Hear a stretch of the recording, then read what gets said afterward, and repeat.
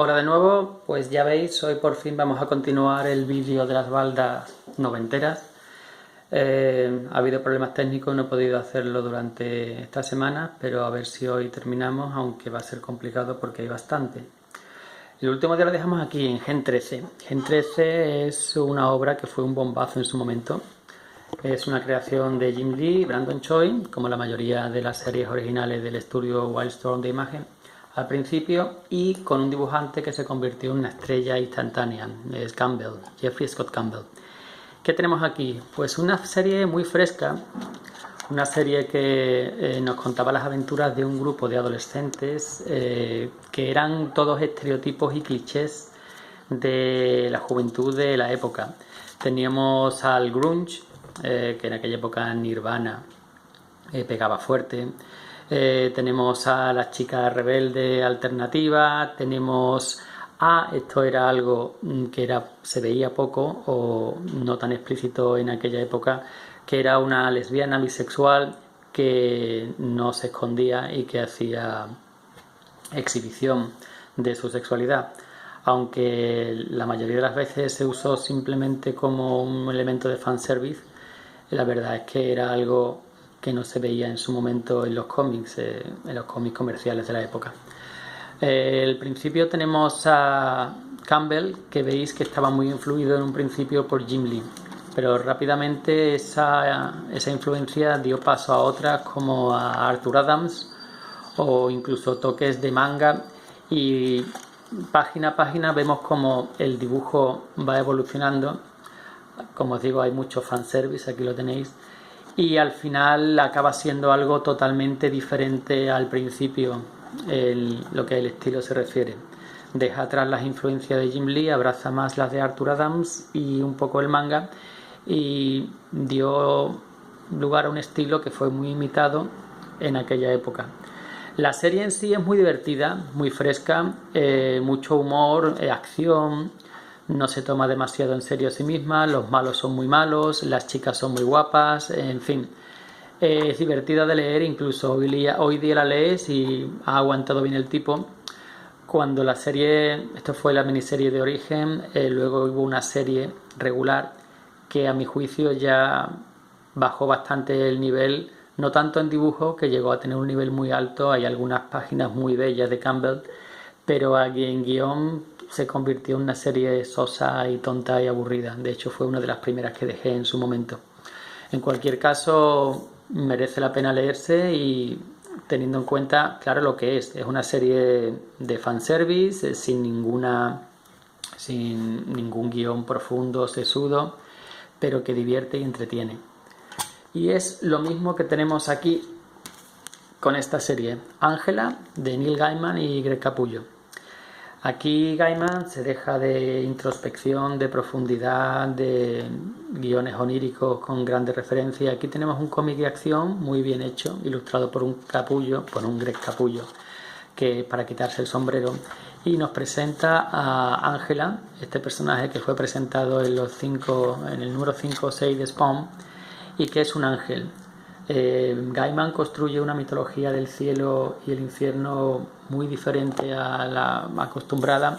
El cielo tiene una estructura corporativa en la que los ángeles tienen diferentes funciones. Ángela es una cazadora, caza spawns y caza otros seres demoníacos como este dragón, por ejemplo, y que se ve metida en un complot cuando le acusan de ciertos crímenes, lo que le hace huir.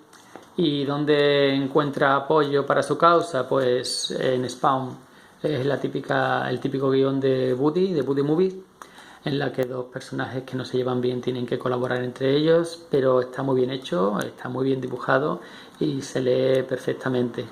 Además, hay, como curiosidad, vemos aquí una escena de sexo, o que da a entender que ha habido sexo entre Spawn y Ángela. Y Ángela hoy día, cuando la han pasado al universo Marvel, porque ahora este personaje pertenece a Marvel por algunas vicisitudes editoriales, ahora es lesbiana. En fin, curiosidades. Hellshot. Esto sí que es una curiosidad. Esto es Jay Lee queriendo ir de profundo y queriendo ir de trascendental y no consiguiéndolo. Es el Jay Lee de los 90, que todavía tenía muchísima influencia de Simon Bisley, un dibujo muy sucio, desproporcionado, mucho uso de la mancha, pero que para mí me funciona. Ya hablamos en la otra vez sobre esa serie que se llamaba Wildcats Trilogy, y aquí vemos este estilo continuado, quizá un poco más sucio todavía, pero a mí me gusta. Supongo que habrá gente que le repela o gente que está acostumbrada al Jay Lee de hoy día, al Jay Lee de Ozymandias o de la Torre Oscura, pero es interesante ver estos inicios. El guión nos habla de alguien, de un hombre joven que descubre que su herencia es parte divina o parte demoníaca, tiene ciertas habilidades y tiene ciertas pesadillas que le hacen querer descubrir su pasado, y lo que descubre no es agradable. Como digo, tiene unas ínfulas de trascendencia que no se le llegan a cumplir, pero se lee de forma sencilla, y aunque no llega a conseguir todo lo que el dibujante, el autor, quería, no es una chapuza. Tuvo una continuación que no se publicó aquí en España. Esto sí es una auténtica chapuza. Esto es la típica obra de Rob Liefeld, que coge a un personaje que ya existía, en este caso Cable, le cambia, le hace 3 o 4 cambios y le da una serie propia. ¿Qué es este? Bueno, pues es el típico miembro de las fuerzas especiales que cae en desgracia y que años después vuelve como mercenario buscando venganza. Un cómic de Rob Liefeld, no hay más que decir. Bastante malo, guión diría que ilegible, diseños imposibles, y bueno, Marat Michaels es un alumno aventajado de Liefeld, así que ya sabéis lo que podéis esperar. Dibujo malo, sin fondos, en este caso un mal uso del color informático, y la verdad es totalmente prescindible. La mayoría de estos cómics, mira esto es horrible. La mayoría de los cómics que vienen a partir de ahora los compré simplemente por completismo, pero hay pocos que merezcan la pena. Este es otro cómic de la factoría Liefeld, es The Glory, de Mario Duffy y Mike Deodato. Quizás este sea más salvable por el dibujo, es el Mike Deodato de los 90, el pajillero, así que tiene su público. Y aquí nos cuentan una aventura de la Wonder Woman del universo Image, aventura en la que nos habla un poco de su pasado, nos pone en contexto, un enemigo de ese pasado viene a rendir cuentas. Bastante rutinario el guión, yo esperaba mucho más de Joe Duffy, pero el dibujo, siendo noventero y de Deodato en esta época, si no te molesta el dibujo noventero, este no es de los peores que puedes encontrar. Mucho fanservice, por supuesto, que como digo tiene su público, y intrascendente. Lo lees, se lee de forma rápida y se olvida igualmente.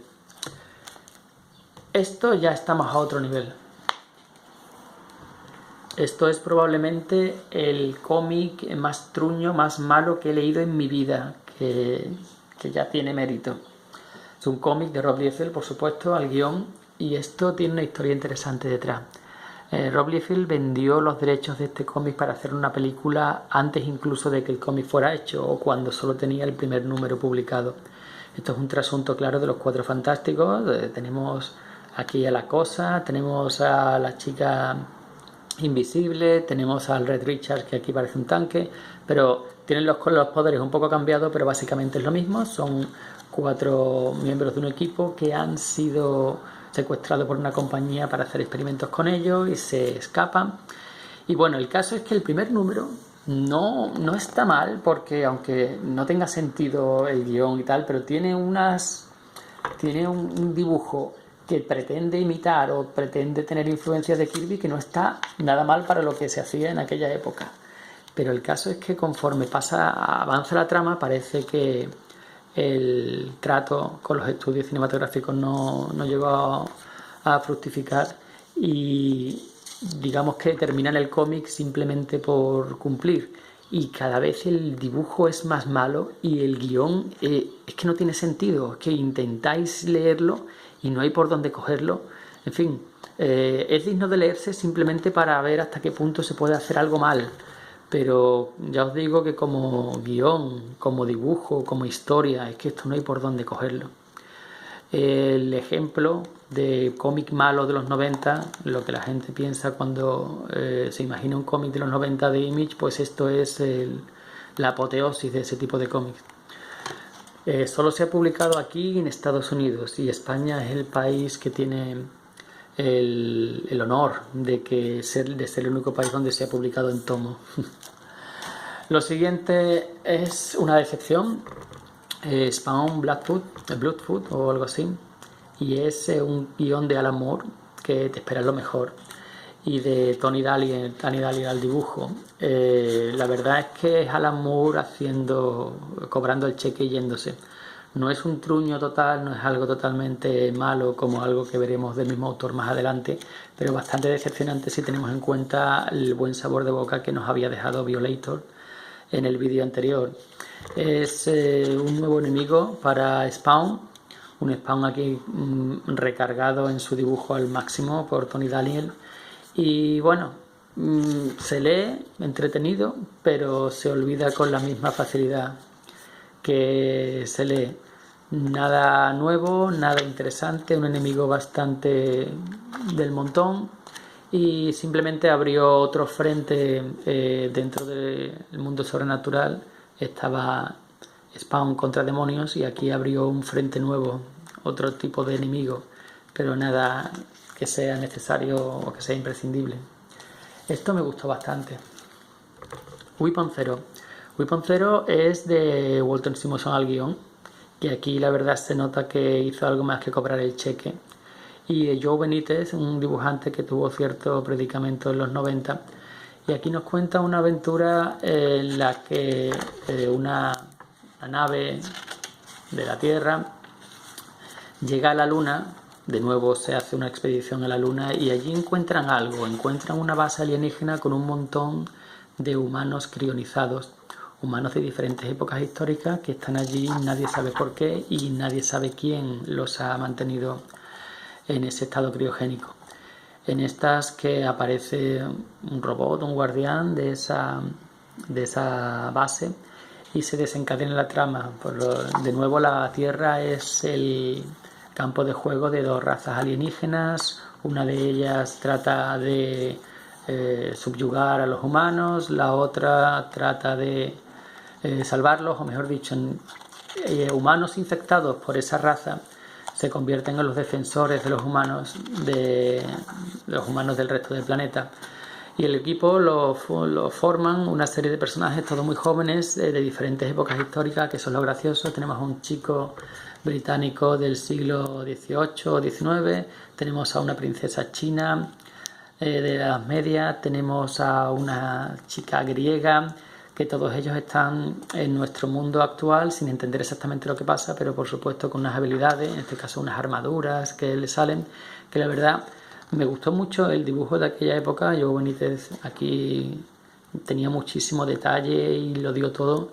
El color ayuda, y el guión, ya os digo, de Walter Simonson, que si bien no es una maravilla ni nada original, pero cumple muy bien y te dan ganas de seguir leyendo y a ver qué pasa con esos personajes.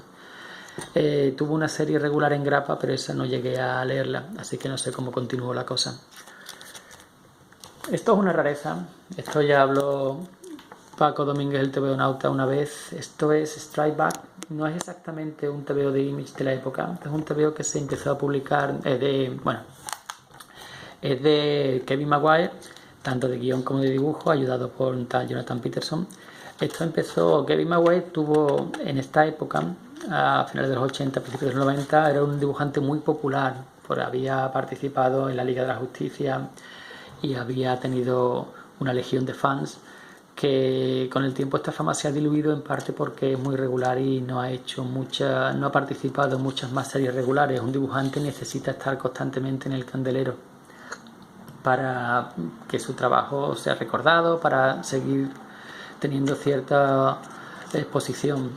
Él, después de la Liga de la Justicia, hizo algo para Image, en crossovers, en números sueltos, y esto es una de las últimas cosas que yo le recuerdo.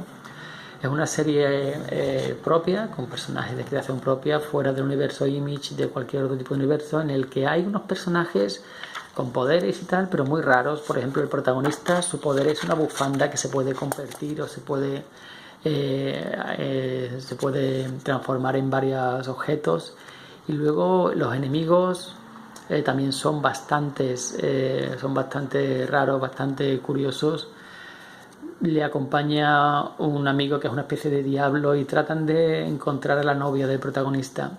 Es una serie que, aunque formalmente se incluye dentro del universo Image, de hecho hemos visto aquí a Savage Dragon, pero simplemente porque acabó publicándose allí. Originalmente se publicó en otra editorial, cerró, hubo problemas con los derechos, al final se terminó. Quizá no de la forma más redonda, porque la historia se nota que tuvo parones, se nota que no es una historia fluida, pero el dibujo ya veis que es muy bueno y es una curiosidad agradable. Sobre todo en aquella época era bastante diferente. Y lo que viene aquí ahora, pues estas son cosas que compré muchos años después. Esto no lo leí en su momento, con lo cual no tengo muy claro.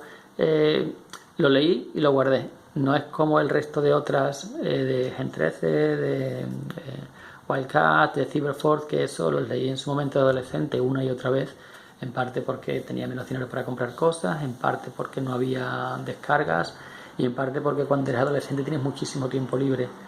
Estos que vienen ahora, la mayoría los compré años después y simplemente por completismo, así que no os puedo dar exactamente una información, puedo daros sensaciones. La sensación de esto es un truño, o sea, esto es un guión de Steve Seagal que tiene una gran fama por La Casa de los Secretos o por esa historia de Superman fuera de continuidad, es un pájaro, pero que siempre que hace algo de superhéroes hace algo horrible. O sea, quitando quizá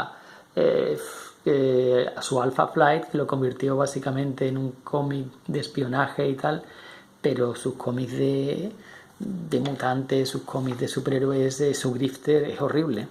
Y aquí no va a ser diferente. Una historia rutinaria de Warblade, dibujada bastante mal, en la que tiene que enfrentarse a fantasmas de su pasado, bla, bla. La verdad es que es totalmente prescindible. Ni siquiera voy a... Lo siguiente es más o menos lo mismo, pero un poco mejor, porque Ron Marz, sin ser un gran guionista, es alguien muy cumplidor. Ron Marz durante mucho tiempo llevó el timón de la franquicia Green Lantern. Cuando Kyle Rayner tomó el manto, él fue el creador del personaje, si no recuerdo mal, si me equivoco que alguien me corrija. Y Terry Shoemaker, que bueno, aquí hace lo mejor que lo que puede. Es una historia sobre Zilloth, la protagonista femenina de Wildcats, es el equivalente a las Amazonas del universo Wildstorm, y tiene que entrenar a su pupila, una pupila que tiene bastante poco interés en ser entrenada y no entiende por qué esas reglas de honor, deber, sacrificio que le quieren imponer. Y aquí nos cuenta una historia de su pasado, una historia de por qué dejó a las Amazonas, a las Koda, como se las llama aquí, y cómo de nuevo su pasado vuelve a buscarla. Entretenida, mejor que la media de las series de Image de aquella época, y bueno, tiene una lectura. Dragón. A mí, Savage Dragon, la verdad es que nunca he visto la maravilla que dicen. Eric Larsen no es mi dibujante favorito, ni siquiera lo era en aquella época que hacía Spider-Man, y con el paso del tiempo ha ido simplificando su estilo y haciéndolo cada vez más feísta, así que no soy un fan ni del dibujante ni del personaje. Leí la serie inicial que sacó aquí Blanco de Agostini en grapa. Y bueno, ¿qué tenemos aquí? Como hizo Peter David el chiste, Hulk con una aleta y trabajando de policía en una ciudad llena de monstruos superpoderosos en la que él tiene que hacer frente. La serie tiene el mérito de haber seguido durante todos estos años de los 90 mes a mes sin fallar. Creo que va ya por el número 200 y pico, 300. Pero el caso es que el personaje no me llamó. Y aquí, bueno, ¿qué tenemos aquí? Aquí tenemos el plus de los dibujos de Jason Pearson, otro dibujante que te apuntaba maneras para hacer algo muy grande en los 90, pero que se quedó por el camino. Y que os recomiendo de este autor sus body bags, que son bastante buenos. Aquí tenemos una historia de dragón en el que es la última esperanza para la ciudad, a pesar de que ya ha dimitido como policía, pues unos super villanos vienen a atacar la ciudad y es la última esperanza. El guión no es nada de otro mundo, el dibujo es disfrutable, sí. Si te gusta este tipo, Jason Pearson, este tipo de obra, pues sí, es entretenido. Como también es entretenido esto otro. 21 o 21, esto es una idea de Marc Silvestri, pero con guión de Lin Wayne, que es el creador de Lobezno, y con un dibujo de Billy Tam, que de nuevo era alguien bastante popular dentro de las series de Image de la época. ¿Y qué tenemos aquí? Pues la historia de un pringado que trabaja en una chatarrería, su ilusión, su pasión son los coches de carrera, las carreras tipo gris, aquí veis este coche, pero que debido a su situación económica vive con su tío, trabaja en una chatarrería, no puede demostrar su valía. El caso es que por algo aparece alguien que viaja en el tiempo recolectando metal, luego en el futuro el metal es algo muy escaso y viene a la chatarrería para encontrarlo, y por una serie de vicisitudes y circunstancias él viaja al futuro y aquí se convierte, digamos, en una especie de miembro de la resistencia contra los fascistas opresores, bla bla. En fin, entretenida, nada destacable, pero a mí me entretuvo. Esto es una curiosidad. Esto es el giro, el momento en el que Topco, que es la editorial de Marc Silvestri y que en un principio se había centrado en cómics de acción, de mutantes cibernéticos, luego dio el giro hacia lo sobrenatural con series, y ahí es donde triunfó realmente, con series como Witchblade o series como The Darkness. Aquí está Ballistic, que es una miembro de los Cyberforce que vimos el primer día, esa serie bastante mala. Pues aquí se mezcla con los Wetworks. Wetworks fue una serie de Wild Portage que la verdad es que estaba bastante bien en un primer tomo inicial. Era un grupo de operaciones especiales que sustituía al Team 7 y que se metía en una especie de guerra entre vampiros y hombres lobo. Se hacían con una especie de simbiontes dorados y empezaban a repartir leña.